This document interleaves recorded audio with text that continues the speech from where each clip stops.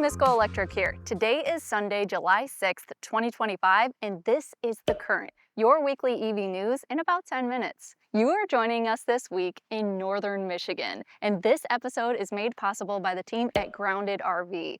This is their brand new G3 all-electric all-wheel drive Class B motorhome, and it went into production in Detroit earlier this week. We'll be driving all over the state, filming a detailed review over the next few days. If you've got questions, leave them in the comments section. If you'd like to learn more about the company, I've included a link to some of our previous Grounded coverage and an interview with the CEO in the video's description. Once again, big thanks to Grounded for making this possible. On to the news. The second quarter of 2025 has come to an end, which means it's time to dig into US EV sales reporting. Tesla remained the market leader, though sales are down from the same time last year. Increased competition and personal opposition to CEO Elon Musk are among the contributing factors. In line with our previous reporting, the company has paused production at their largest factory, Giga Texas, in order to perform upgrades and retooling tasks on the Model Y and Cybertruck lines. At one point, Elon predicted the brand could sell as many as 250,000 Cybertrucks annually, but the company delayed for years, significantly raising the price and lowering the specifications. We estimate the actual run rate to be about 90% less, or an estimated 5,000 units sold in Q2.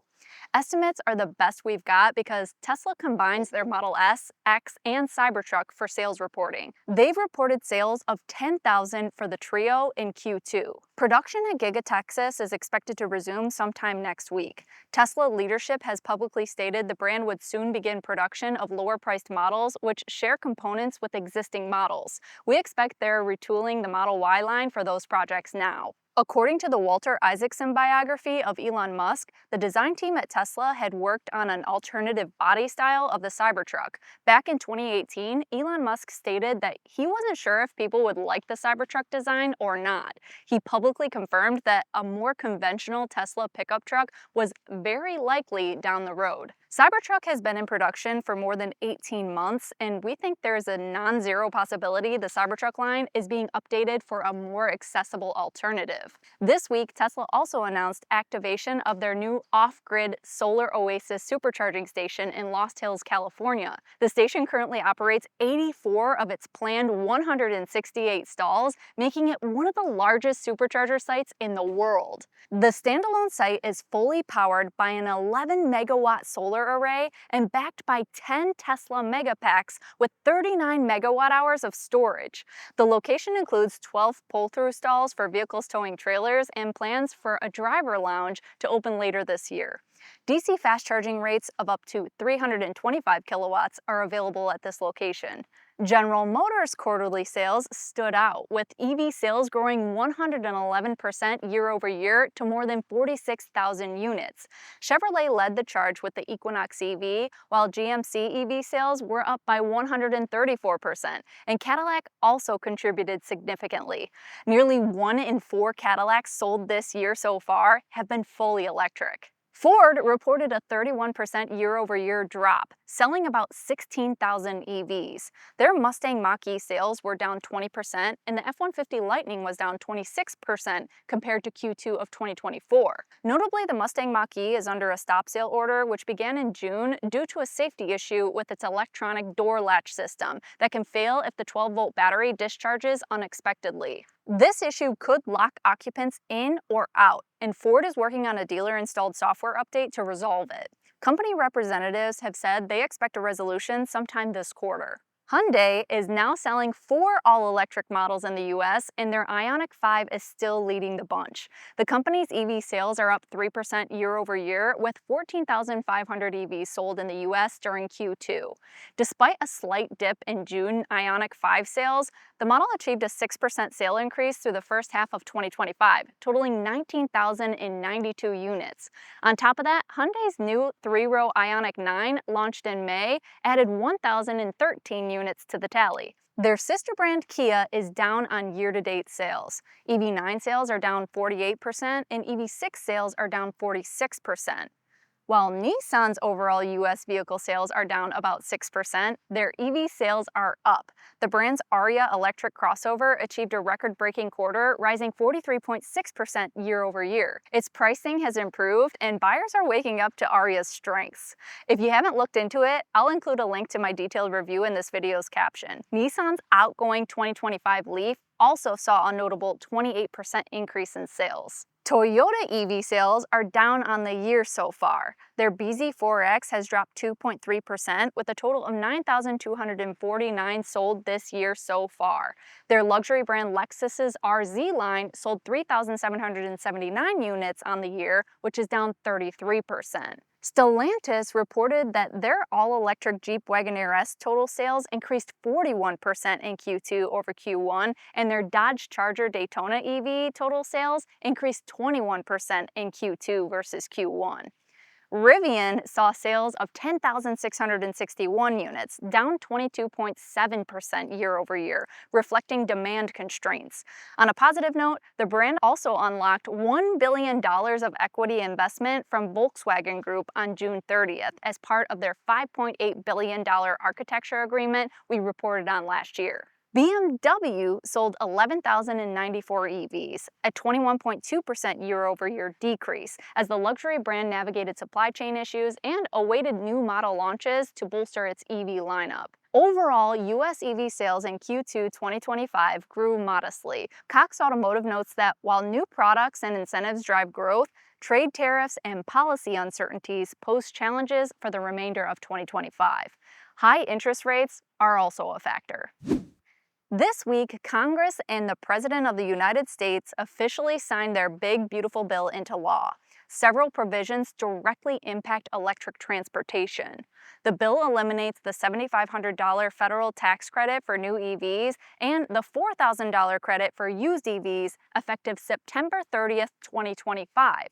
This is an acceleration of the phase-out schedule in earlier drafts. The $7,500 EV leasing loophole will also close at that time. The final bill does not mention any new federal registration fee for EVs or hybrids, but it does include a provision allowing taxpayers to deduct personal auto loan interest up to $10,000 annually for new vehicles assembled in the United States.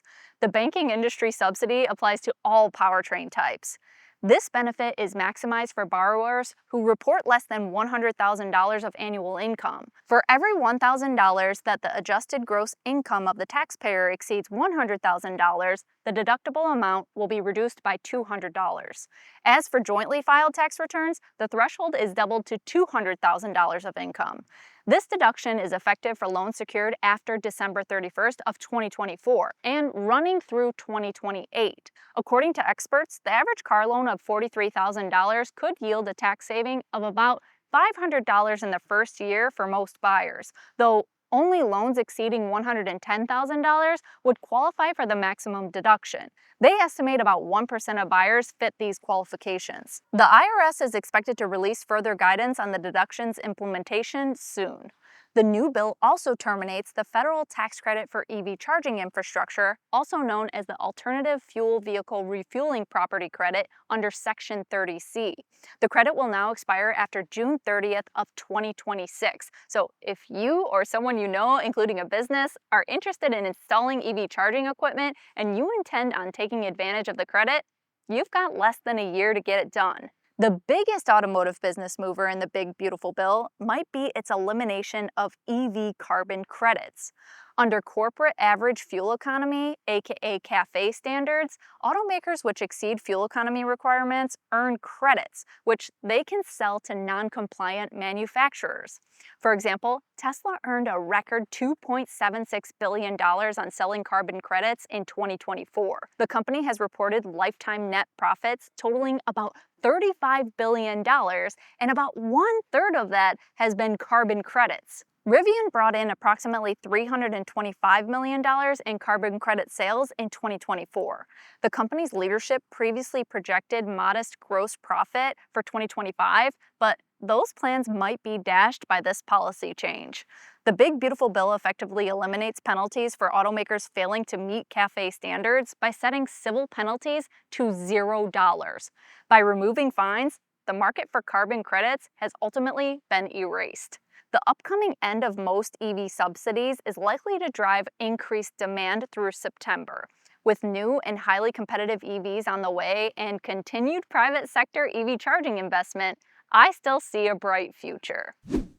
You may have been wondering what has been happening in regards to the National Electric Vehicle Infrastructure Funding Program that was established under the Inflation Reduction Act in 2021. That program allocated $5 billion over 5 years to states for deploying EV charging infrastructure along designated corridors every 50 miles. After 4 years into the program, all states had approved plans, but not all of them collected the funds and installed the dispensers yet. We reported back in May that 17 states and Washington, D.C. filed a lawsuit against the U.S. Department of Transportation and Federal Highway Administration, arguing that the funding freeze violates congressional appropriations law. Just a couple of weeks ago, a federal judge ruled this pause illegal and ordered the funds to be released to 14 of the states. Despite being part of the lawsuit, the District of Columbia, Minnesota, and Vermont were not granted relief due to insufficient evidence of impact. States that did not sue are not covered by this injunction, and as of the latest available information, they remain unable to access new NEVI funds due to the ongoing funding freeze. The Federal Highway Administration said they would publish an updated draft of the NEVI formula guidance, and we'll keep you informed of any more changes when that happens. Well, those are our top electric transportation news stories for this week. If you found value in our coverage, we ask that you share this video online and be sure to subscribe so we can continue producing this program. And be sure to hit the subscribe button to be notified when we publish our review of this grounded G3 electric camper van, and head on over to groundedrvs.com to configure one for yourself. Thank you for watching, and until next time, drive, fly, ride. Go electric.